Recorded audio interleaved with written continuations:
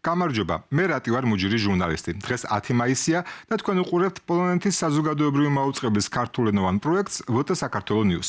ჩვენი გუნდი დღეს მოგიყვებათ საქართველოს ახალ პატრიარქზე, უკრაინასთან ქართული ოცნების ურთიერთობებზე, თბილისში დაბრუნებულ მაღალ მოდაზე და არა მხოლოდ. საქართველოს ახალი პატრიარქი ჰყავს, სრულიად საქართველოს კათოლიკოს პატრიარქი, უწმინდესი და უნეტარესი, მცხეთა თბილისის მთავარეპისკოპოსი, ბიჭვინთისა და ცხუმაფხაზეთის მიტროპოლიტი შიო მესამე ქართული მართლმადიდებლური ეკლესიის ხელმძღვანელია. მიტროპოლიტი შიო კათოლიკოს პატრიარქმა ილია მეორემ სიცოცხლეშივე 2017 წელს მოსაყრედ გამოარჩია. სენაკისა და ჩხოროწყუს მიტროპოლიტს 39 დელეგატიდან ხმა 22-მა მისცა.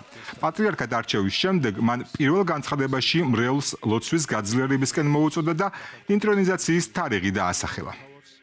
სრულიად საქართველოს ავტოკეფალური, სამოციქულო, მართლმადიდებელი ეკლესიის კათოლიკოს პატრიარქად გამორჩეულია მიტროპოლიტი შიო. აქციო.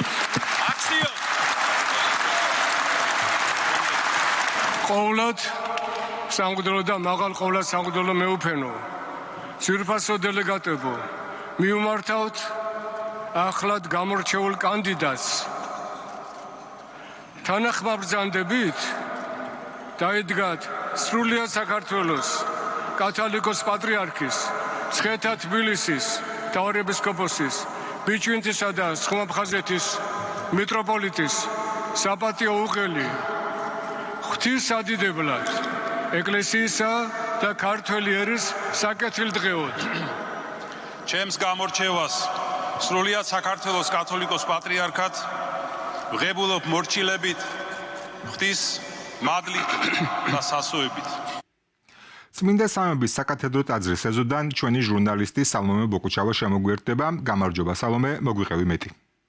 მეუფე შიოს, რომელიც დღეს უკვე შეგვიძლია მოვიხსენიოთ, როგორც შიო მესამე და საქართველოს კათოლიკოს პატრიარქი, სინოდის 22-მა წევრმა დაუჭირა მხარი 5 საათის განმავლობაში მშვიდ ვითარებაში მიმდინარეობდა გაფართოებული საეკლესიო სხდომა. მისმა კონკურენტებმა მეუფე იობმა მიიღო 9 ხმა, მეუფე გრიგოლ ბერბიჭაშვილმა კი 7 ხმა. ამ შემთხვევაშიც წინა სინოდის სხდომის მსგავსად ერთი ბიულეტენი გაბათილდა, რადგან ერთ-ერთმა წევრმა არც ერთ კანდიდატს მხარი არ დაუჭირა. არსებობს გონივრული ეჭვი, რომ ეს კვლავ მეუფე ნიკოლოზ ფაჩუაშვილი იყო.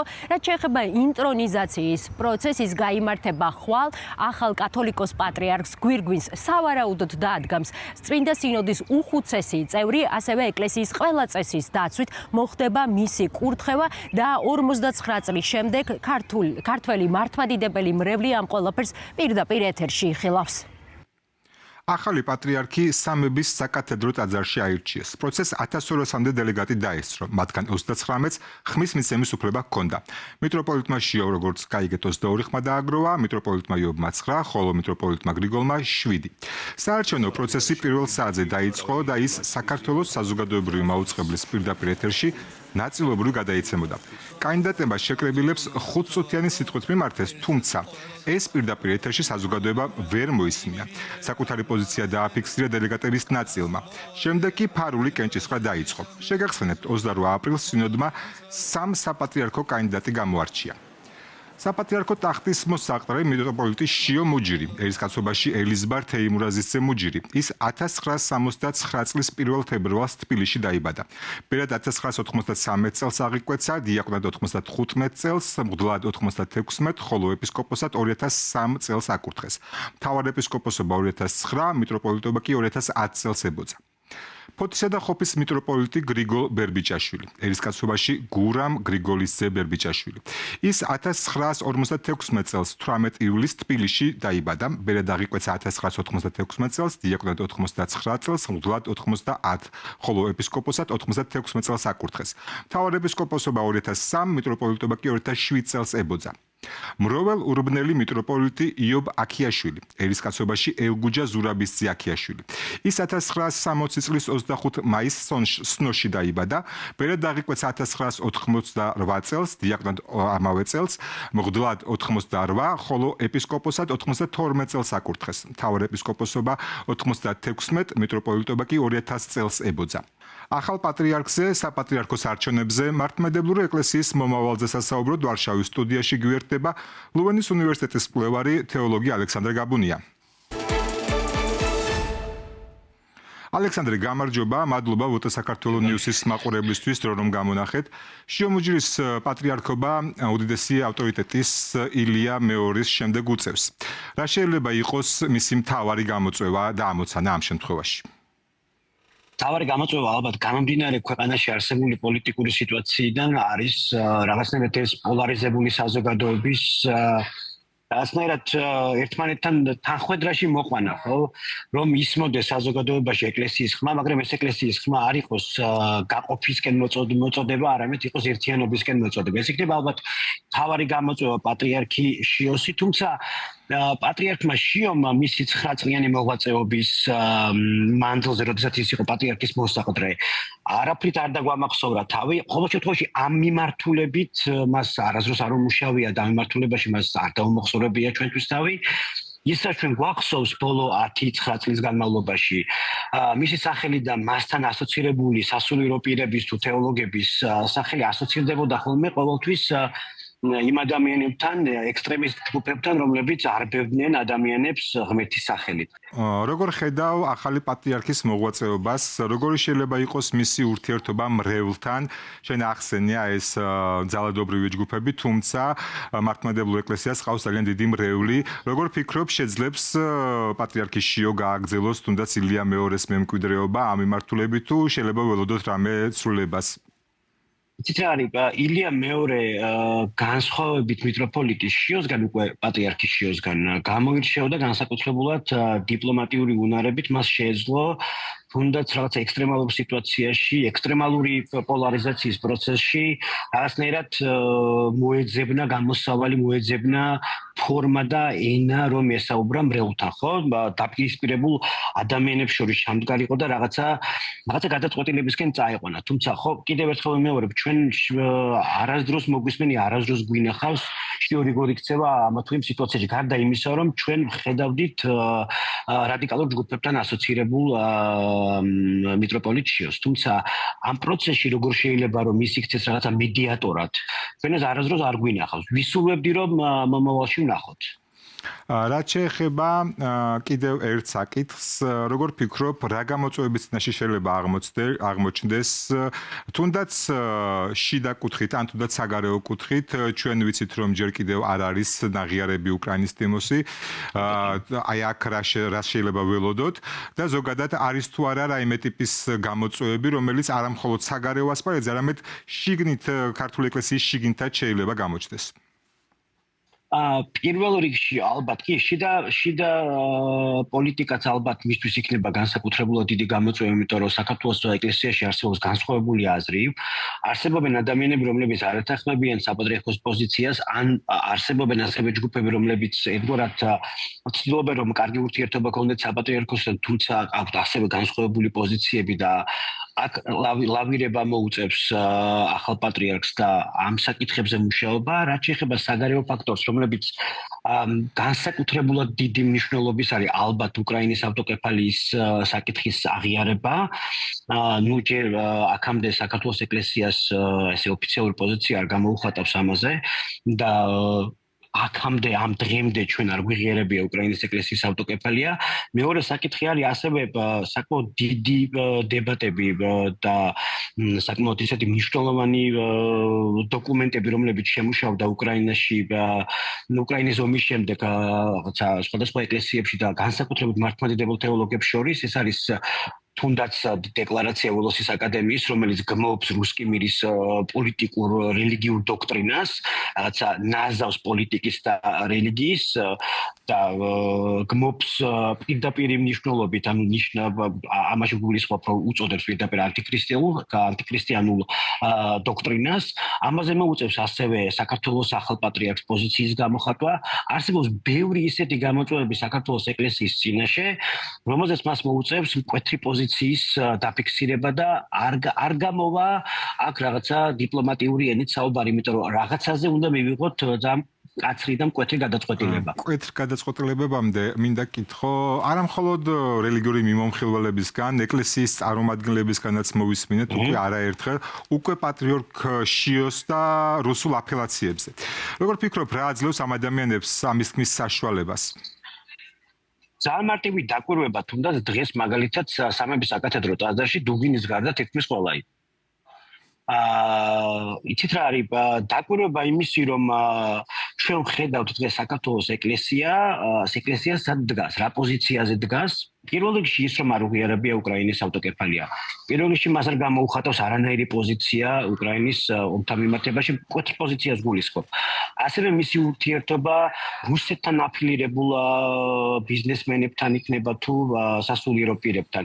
შესაბამისად, ბევრი ისეთი ფაქტორი არსებობს, რაც გვაფიქრებინებს, რომ ასევე მისი განათლება რუსეთში მას როგორც ამბობდა ესეთი დეკანოზი ბასილი, მას ჰქონდა ორი არჩევანი, თუმცა წასულიყო ან ბრიტანეთში, ან რუსეთში, მანაირში რუსეთი. და გვაქვს ესეთი ბევრი ესეთი ნიუანსი და ფაქტორები, რომელიც გვაფიქრებინებს და გვათქმევინებს, რომ პატრიარქი შიო უფრო არის პრორუსული ორიენტაციის პატრიარქი. და პრორუსული აზროვნების მქონე ადამიანი. მადლობა ალექსანდრე, ჩვენთან ერთად იყო ლოვენის უნივერსიტეტის კვლევარი თეოლოგი ალექსანდრე გაბუნია. მადლობა მას საინტერესო მიმოხილვისთვის. მე კი შეგახსენებთ, რომ ინტრონიზაცია ხვალ სვეტიცხოველში გაიმართა. ახლა კი დღის სხვა მნიშვნელოვანი ამბები. დიახ, არსებობს მგრძნობიარე საკითხები ჩვენს ორმხრივ დღის წესრიგში, თუმცა ჩვენ მზად ვართ წინ წავიდეთ. ასე პასუხობს უკრაინის საგარეო საქმეთა მინისტრი ევგოროსკოპის კითხვას საქართველოსთან დაკავშირებით. ასევე ცნობილი ხდება, რომ უახლოეს მომავალში საგარეო საქმეთა მინისტრები ერთმანეთს მოლდოვაში შეხვდებიან. აღნიშნულ შეხვედრასთან დაკავშირებით ჩვენ საქართველოს საგარეო საქმეთა სამინისტროს მიმართეთ კითხვით და პასუხის შემთხვევაში მას აუცილებლად შემოგთავაზებთ. კობახიძე და ზელენსკი ერთმანეთს ერევანში ევროპული სამიტის ფარგლებში შეხვდნენ, რის შემდეგაც ქართული ოცნების ლიდერების რიტორიკა უკრაინის და კონკრეტულად ვოლოდიმირ ზელენსკის მიმართ შერბილდა და დიპლომატიურ ჩარჩოს დაუბრუნდა. ჩვენ გვინდა ახალი ფურცელი გადავშალოთ ჩვენს ქართულ პარტნიორებთან. ერევანში იყო ისტორიული შეხვედრა ჩვენს ლიდერებს შორის. მათ გაცვალეს მოსაზრებები, ჩვენ მზად ვართ გავაგრძელოთ ასეთი კონსტრუქციული დიალოგი. უახლოეს მომავალში მოლდოვაში შევხვდებით ჩემს ქართულ კოლეგას. გვინდა სათანადოდ მოვაგვაროთ ჩვენი ორმხრივი ურთიერთობების დიპლომატიური კურსი. ჩვენი ხალხი, ჩვენი საზოგადოება იმსახურებს ამას. დიახ, არსებობს მგრძნობიარე საკითხები ჩვენს ორმხრივ დღის წესრიგში, მაგრამ ჩვენ მზად ვართ წინ წავიდეთ. კიევში კი გერმანიის თავდაცვის მინისტრი ჩავიდა. ვიზიტის შესახებ წინასწარ არაფერი იყო ცნობილი. უკრაინულ მედიაში გავრცელებული ინფორმაციით ბორის პისტორიუსი თავდაცვის სფეროში თანამშრომლობის გაფორმების შესახებ მოლაპარაკებების საწარმოებლად ჩავიდა უკრაინაში. საუბარია იარაღის ერთობლივი საწარმოს შექმნაზე, სადაც მაღალტექნოლოგიური იარაღის წარმოება იქნება შესაძლებელი. დამატებითი დეტალები აღნიშნულ თემაზე ამ დროისთვის ცნობილი არ არის. ვრჩებით უკრაინის ომის თემაზე. ევროკავშირის საგარეო პოლიტიკის ხელმძღვანელმა უარი თქვა ვლადიმერ პუტინის ინიციატივაზე ევროპისა და მოსკოვის მომავალ მოლაპარაკებებზე წარმომადგენლის დანიშვნის შესახებ. რუსეთის პრეზიდენტი ევროპის წარმომადგენლად გერმანიის ყოფილი კანცლერის გერჰარდ შროდერის კანდიდატურას განიხილავდა. კალასის განცხადებით, რუსეთს არ უნდა ჰქონდეს უფლება თავად შეარჩიოს ევროპის მხრიდან მომლაპარაკებელი. მისი თქმით, შროდერი წლების განმავლობაში რუსული სახელმწიფო კომპანიების ინტერესს ლობირებდა. პუტინმა შროდერი გონიერ ევროპელ პოლიტიკოსად მოიხსენია 9 მაისს, ხოლო ინიციატივას მხარი არც გერმანიაში დაუჭირეს. შროდერი პუტინის ახლო მოკავშირედ მიიჩნევა და წლების განმავლობაში როსნეფტის დირექტორთა საბჭოს ხელმძღვანელობდა. ლატვიაში კი თავდაცვის მინისტრი გადადგა. თანამდებობა მან მას შემდეგ დატოვა, რაც ქალაქ რეზეკნეში ნავთობის საწყობის მიმდებარედ რამდენიმე დრონი ჩამოვარდა. გადაწყვეტილების გახმაურებამდე პრემიერმა განაცხადა, რომ თავდაცვის მინისტრმა საზოგადოების ნდობა დაკარგა და მისი გადადგომა მოითხოვა. მინისტრმა პასუხისმგებლობა აიღო იმაზე, რომ ლატვიის სამხედროებმა დრონების ჩამოგდება ვერ მოახერხეს. ოფიციალური ინფორმაციით ლატვიაში რუსეთიდან შესული დრონები რეალურად უკრაინული იყო და ისინი რუსეთის ჩამხშობა სისტემებმა გადაამისამართეს. კიევი ბალტიის ქვეყნებთან თანამშრომლობის გაძლიერებას და მსგავსი შემთხვევების თავიდან აცილებას გეგმავს. ვოგი მას უკვე ამომავალ ვარსკვლავს უწოდებს, ჰოლივუდის ვარსკვლავები კი ქართველი დიზაინერების სამოს ირჩევენ. Mercedes-Benz-ის მოდის კვირეული თბილისში 2 წლიანი პაუზის შემდეგ დაბრუნდა. ამჯერად ყურადღების ცენტრში ქვემო ქართლიდან მილანამდე განვლილი გზა და გალიბ გასანოვია. კვირეულ სტუმრის სტატუსით ესწრებოდა გიორგი ქებურია. კულტურული კოლაბორაციების სივრცე 11 დიზაინერი და მაღალი მოდის 4 დღე. ნინო ვარძელაშვილის სიუჟეტში. ხალიჩებს უძველესი ტრადიციით ბორჩალოელი ქალი ოსტატი გალიბ გასანოვის ახალი კოლექციისთვის ქსოვს. იდენტობა, რომელსაც 31 წლის გალიბი იტალიას აცნობს, სათავეს ქვემო ქართლის სოფელ ყარაჯალაში იღებს. არტისტის ავთენტიკური ხელწერა ხშირად ხვდება საერთაშორისო მედიის ყურადღების ცენტრში. ჟურნალი ვოგი მას უკვე ამომავალ ვარსკვლავს უწოდებს. თბილისის შემდეგ გასანოვი კოლექციას ფლორენციასა და იტალიის სხვა ქალაქებში წარადგენს. წელს გალიბ გასანოვი LVMH-ის პრიზის ფინალისტია. კონკურსის შედეგები 4 სექტემბერს გამოცხადდება. დავივიწყებდი რა თქმა უნდა ჩემ მე საიდან ვარ ვინ ვარ იმიტომ რომ ჩვენი იდენტობა არის ჩვენი პიროვნების ნაწილი რა თქმა უნდა მე იტალიაში ვერ ვისაუბრებ და ჩემი ინსპირაციის წყარო მხოლოდ რენესანსი ვერ იქნება ამიტომ ჩემთვის ბუნებრივია რომ მე საიდან ვარ ჩემი რეგიონიდან ქვემო ქართლზე ვსაუბრობ და არა მარტო ქვემო ქართლზე ზოგადად კავკასიაზე ქართული მოდის პოპულარიზაცია და მისი გლობალურ ასპარეზზე წარდგენა. ამ მიზნით დაარსდა Mercedes-Benz-ის მოდის კვირეული 2015 წელს. სოფო ჭყონიას ინიციატივით თბილისი მოდის რუკაზე საინტერესო წერტილად იქცა. ქვეყანაში მნიშვნელოვანია რომ იყოს ესეთი პროექტი, განსაკუთრებით ახალგაზრდა დამწყები დიზაინერებისთვის, რომ მივცეთ მათ საშუალება მსოფლიოში გავიდნენ, გახდნენ ესე ვთქვათ ევროპის ნაწილი. კვირეულს სტუმრის სტატუსით ესწრებოდა დიზაინერი გიორგი ქებურია. ადრეულ წლებში ის აქტიურად იღებდა მონაწილეობას ამავე პლატფორმაზე. დღეს ქებურია უკვე მსოფლიო დონის ბრენდია. კაია გერბერი, მაილი საირუსი, ლინდსი ლოჰანი, კაილი ჯენერი, იმ ვარსკვლავების მცირე ჩამონათვალია, რომლებიც ქართველი დიზაინერის სამოსსა თუ აქსესუარებს ირჩევენ. ძალიან მიხარია რომ დაბრუნდა მოდის კვირეული, რა თქმა უნდა, დღეს სისხლძარღვია მოდისთვის, ასე ვთქვათ, მოდის კვირეული და მთავარი მამოძრავებელი ძალა დიზაინერების აღმოსაჩენად და გამოსაჩენად მათთვის. Mercedes-Benz Fashion Week-ი მხოლოდ მოდა არასოდეს ყოფილა. ის კულტურული კოლაბორაციების სივრცეცაა. წელს თბილისის შვედი არტისტი JJ იოჰანსონი დაუბრუნდა. 9 მაისს გამართულ კონცერტზე ნიკოლოზ რაჭველის დირიჟორობით საქართველოს სიმფონიურ ორკესტრთან და ანსამბლ შავნაბადასთან ერთად დასავლური ჟღერადობა ქართულ ტრადიციულ მოტივებს შეერწყა.